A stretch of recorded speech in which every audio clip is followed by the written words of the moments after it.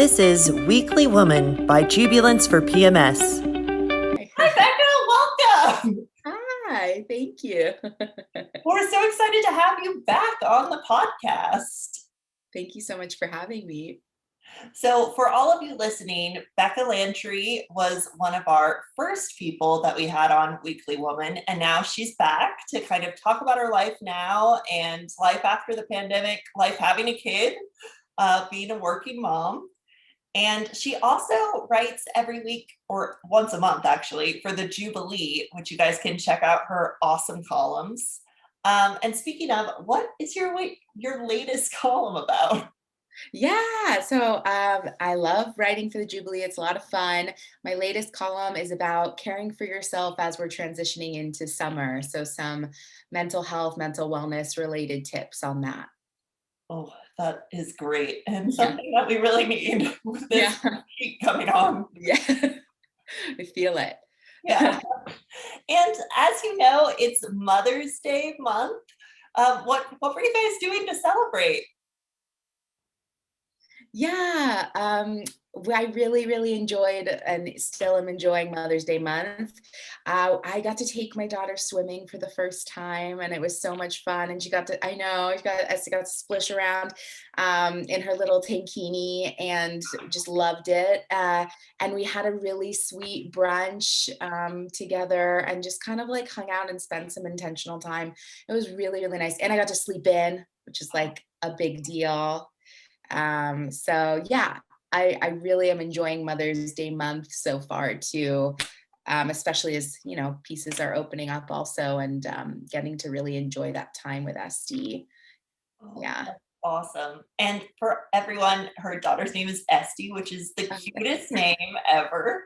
Can you talk a little bit about having a baby in COVID times? Like what a crazy landscape to be in.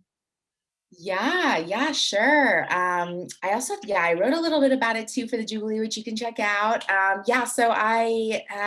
It was crazy. I was in the last trimester of my pregnancy when COVID hit, and a lot of ideas about how I thought the pregnancy and the birth and having a baby were. I thought how they would go did not go as planned, which was something that I just kind of got shifted again of like, okay, time to readjust. So it was pretty isolating, especially considering my history. This pregnancy with Estee was considered high risk because of my pregnancy, because of my previous pregnancy and birth. And so I really was inside, like no grocery shopping, nothing. Nothing except for like one walk a day. I was really like hyper vigilant to make sure that nothing and no one could like cross this bubble barrier. And so Devin, my husband, and I were just like inside. And thankfully, just before I had Estee, our daughter, her name's Esther, we call her Estee for short, and that kind of sticks. Like a little bit before the hospital said we could have a partner in the room. So I was like really excited to at least have one person, and went from thinking I was going to have to give birth alone to being able to have my husband. And so it was a huge relief, even though I missed the people that I wish I would have had my mom and my sister there. Unfortunately, that wasn't the case. And also it got to be a nice opportunity for us to just really get to know one another as a family, and as parents, and kind of give ourselves the opportunity to do it on our own. I know a lot of people had to do it by themselves. A lot of women had babies. A lot of people, had babies during this time. And although it was scary and isolating, there was like this sense of community that I had. I was on a chat group for like pregnant people at the time, and I was like, what are you doing? There's this grasping for community that I still had, and so tried to find it wherever we could. FaceTiming with friends. I know Devin's sister was in town, and she actually watched our dogs while we had Estee. Shout out to Auntie Lauren. And like not even being able to like be in the house at the same time as Lauren when we're bringing the baby in, because of all of these like standing back, being like, here's your niece, hello. Having Lauren outside and us being inside and not knowing what to do. So it was crazy, to say the least. There was like a lot of things, human needs that weren't met by being in isolation. And a lot of things that, like, I'm sure a lot of new parents don't know what they're doing. I didn't know what I was doing. And so the panic that sets in of like knowing, oh my gosh, I really don't have anyone that can come over right now and show me how to do this. This is wild. And also, I was kind of, I know how to do this from some kind of coding in my body. So let's figure it out. I did have a lot of help. Like to give Estee her first bath at home. We video chatted my mom and we got a little like tripod and Devin's mom. And we had like a little, you know, we had to be, okay, is this right? And my mom would be like, hold the baby up, let me see, you know, like things we adapted on video. So yeah, that was a lot, but it was intense and it's still kind of intense. Yeah. Estee's about to turn 1 and we're barely like kind of getting our feet wet in terms of like how to exist on the outside. Mhm. So yeah, it's a lot. I gave you a Yeah. lot there. Oh, Yeah. yeah, I remember when, Lauren and Alana, Becca's, sisters-in-law, yeah, that's the term, when they were visiting and they had to sit outside the glass and you guys would be inside Yes. and they would be, like, out in your backyard. I remember those stories and just, like, how we had to do everything during COVID was just so absurd and crazy, and I guess it's still happening, even if Yeah. we no longer have to wear masks, which is crazy. Yeah. Yeah. Did that happen in It's California insane. too? Yeah. Yeah. I think the mask mandate's getting lifted June 15th.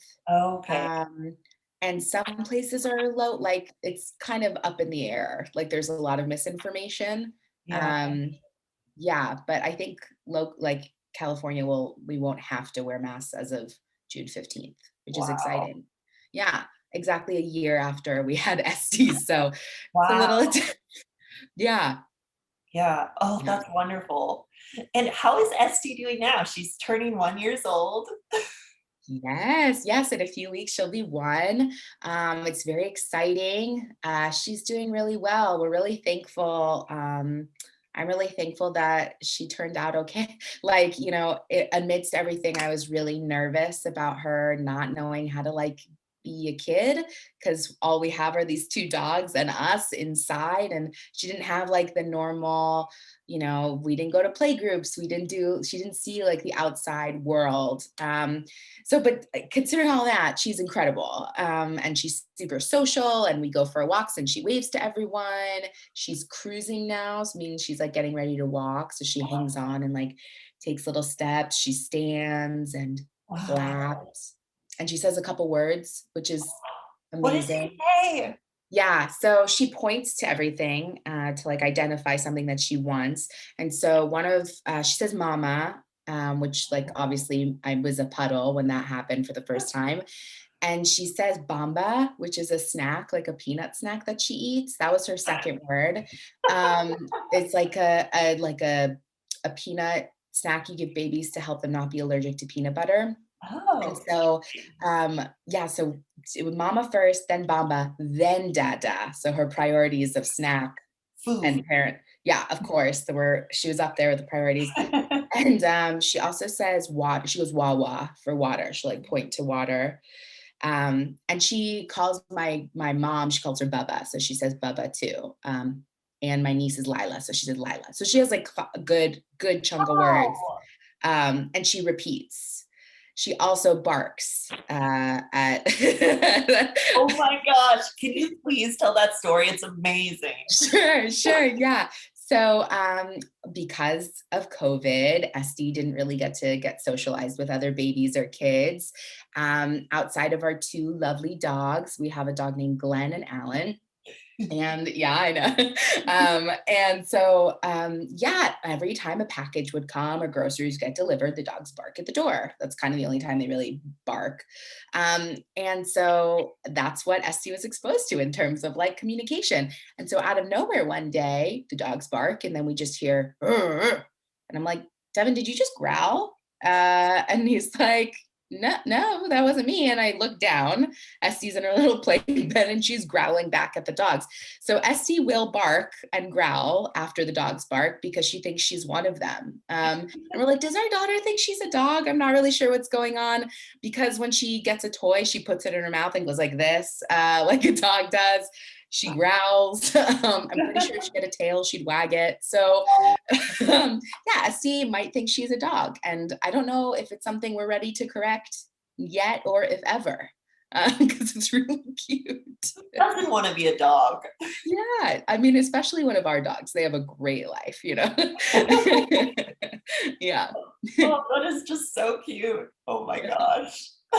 Yeah.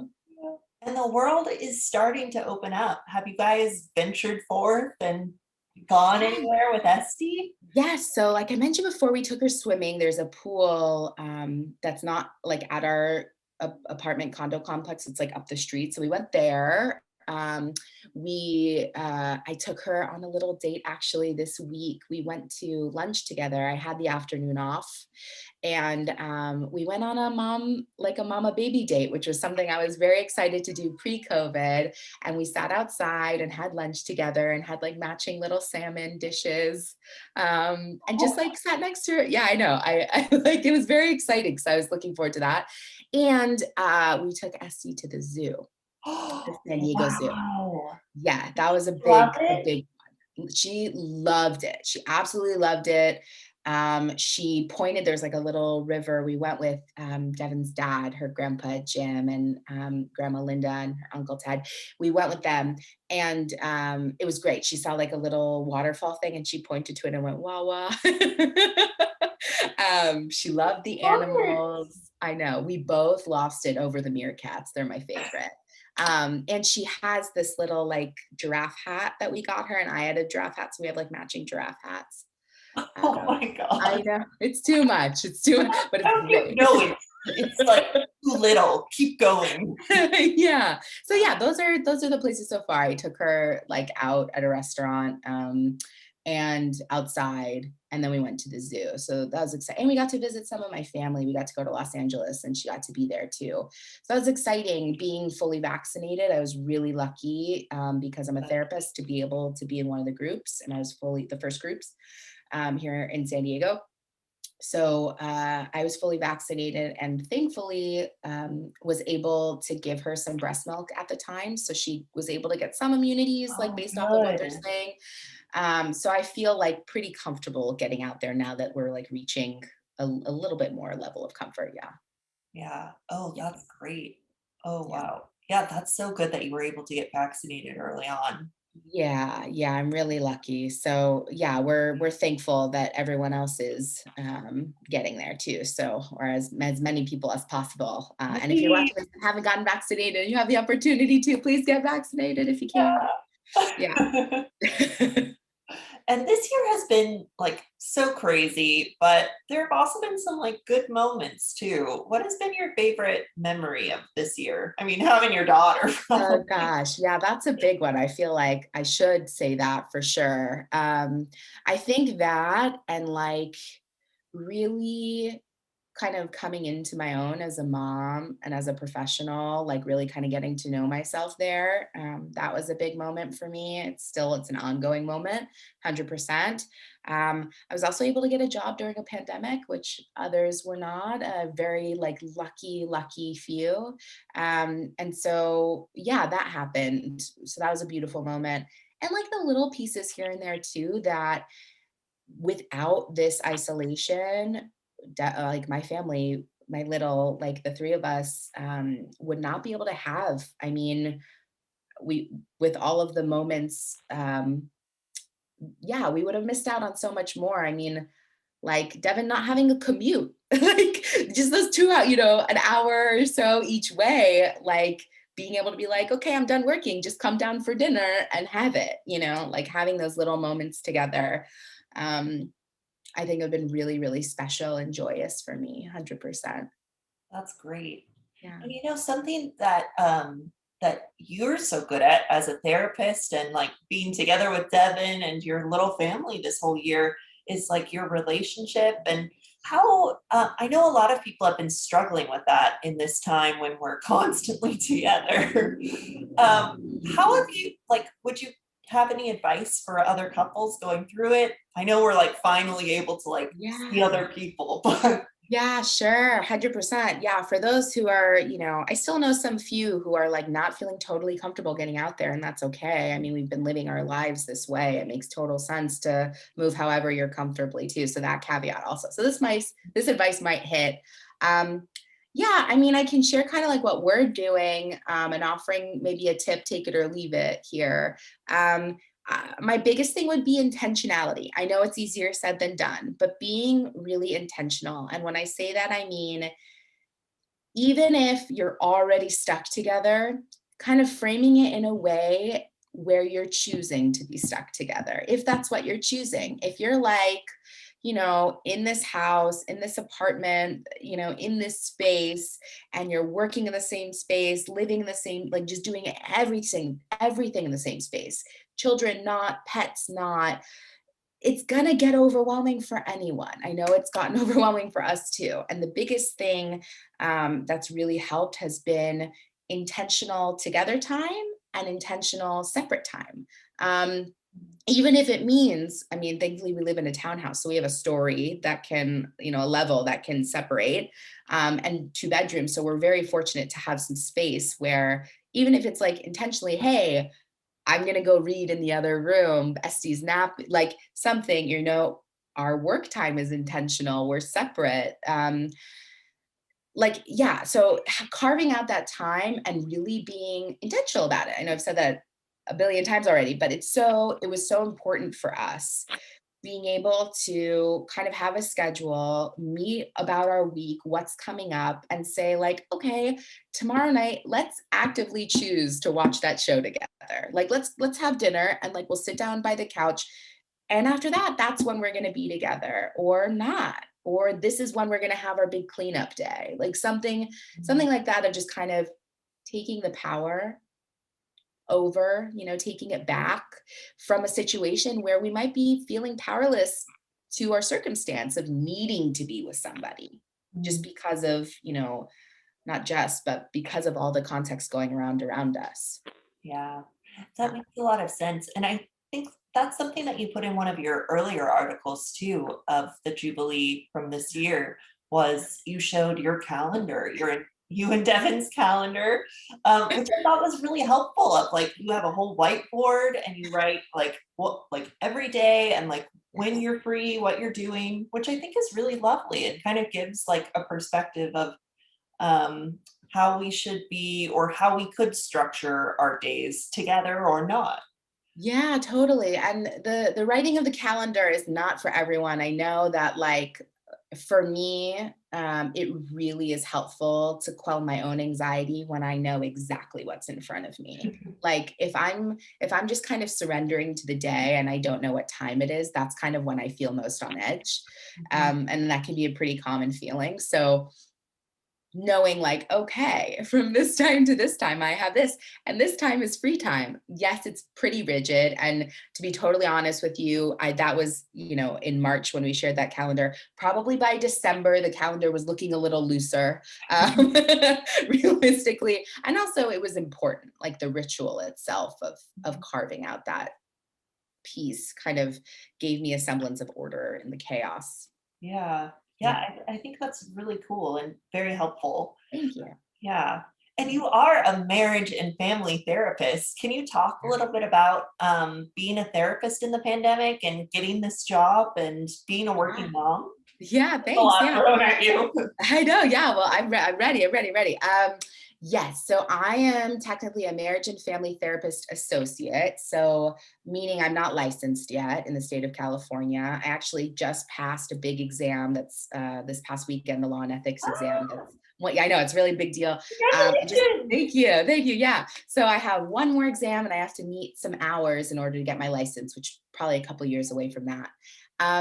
But yeah, so I'm a marriage and family therapist associate, meaning that I'm under the supervision of a licensed MFT. Mhm. and I love the work. I graduated in 2020 from my graduate program, and my graduation ceremony is actually next week. Like they're actually having it, so I get to really walk. But even though I've been graduated for Wow. over a year, yeah.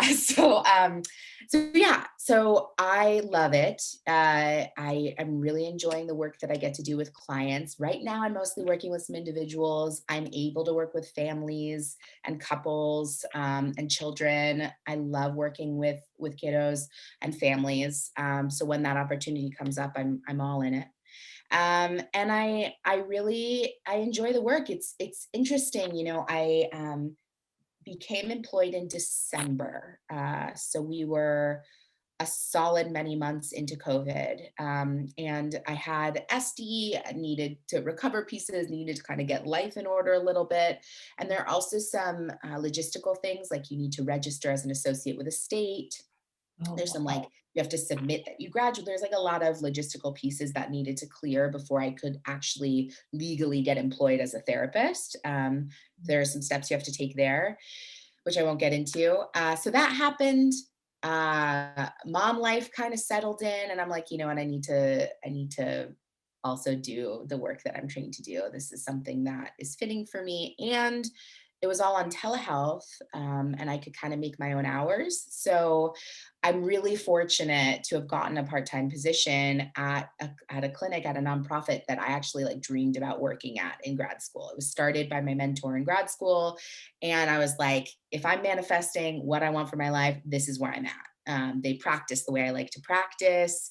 They have a sliding scale of affordable services for those in the community. It's a nonprofit. And so this is where I want to be. Plus, I mean, we didn't have to arrange for childcare because I could see clients in the evening when Devin's not working. It works perfectly, right? So it was one of those like, oh my gosh, is this real life? We're in a pandemic and I'm kind of meeting my dream thing here. And it is. So I see, I have like a client load where I see about 10 folks a week. It's not big, but I really love it. And I'm trying to hit all the marks there. Yeah, I we talk about all kinds of things, and this is my space. This is like my office where I see clients, and it's all on telehealth. Thankfully, we haven't been needing to go in. I know there are so many frontline mental health workers that have gone into spaces. I'm really fortunate that I didn't need to, and that we're fully telehealth until further notice. Great. I mean, that might change soon with regulations changing and everything and vaccinations changing. However, for now, I'm here and I love it. I absolutely love it. Yeah, that's so great. You get so much more time with your family that way and like working from Yeah. home and being able to have lunch together.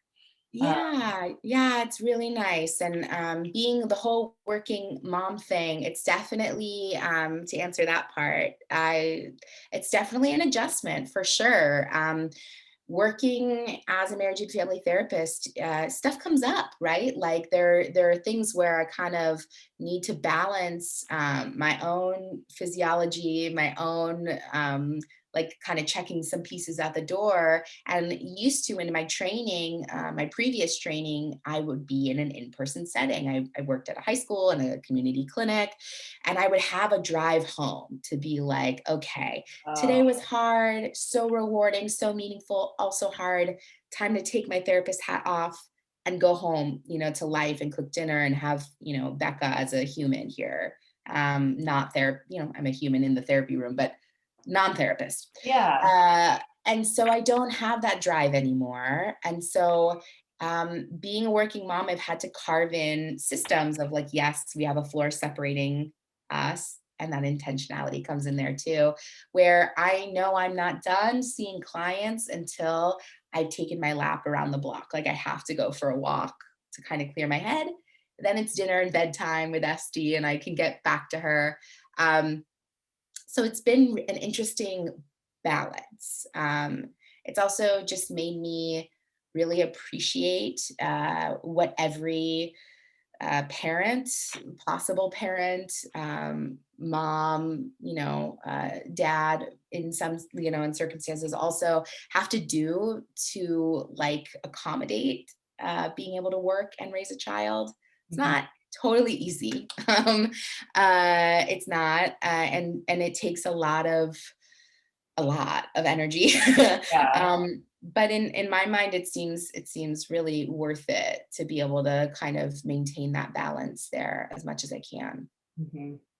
Yeah. Oh, wonderful. Yeah, I think that idea of like intentionality and like giving yourself that self-care you need, that ritual Yeah. before you come back into the space of just being a mom and a partner, Yeah. that's really helpful and interesting. So, Yeah, yeah. There's this imagery that I have too of like, so I usually always wear dangly earrings as part of, I don't know what it is. It's like I can't be like full blazer in like at home setting. I don't know why. I can't really adapt to like the full professional gear. So I'll put my earrings on, right? But Esty really loves earrings. She'll like yank them. She's very curious. And so part of my ritual is like, okay, I get out of my counselor cardigans, as I call them. I'll get out of my my dress. I'll get on my stretchy pants immediately. Still have like my hair done, makeup done, and these dangly earrings. And sometimes I forget. I go on my lap, I come back, and then I'm like, oh, I remember now. Esty's pulling my earrings. But I have to. I always remember the time. The transition time is delineated by me taking out my dangly earrings. uh, yeah, that's so interesting. But Yeah. yeah, but it's great and cool that you have this like sort of ritual that gets you there. Yeah. Thank Yeah, you. yeah. Yeah. Becca, is there anything else you'd like to add to our listeners today?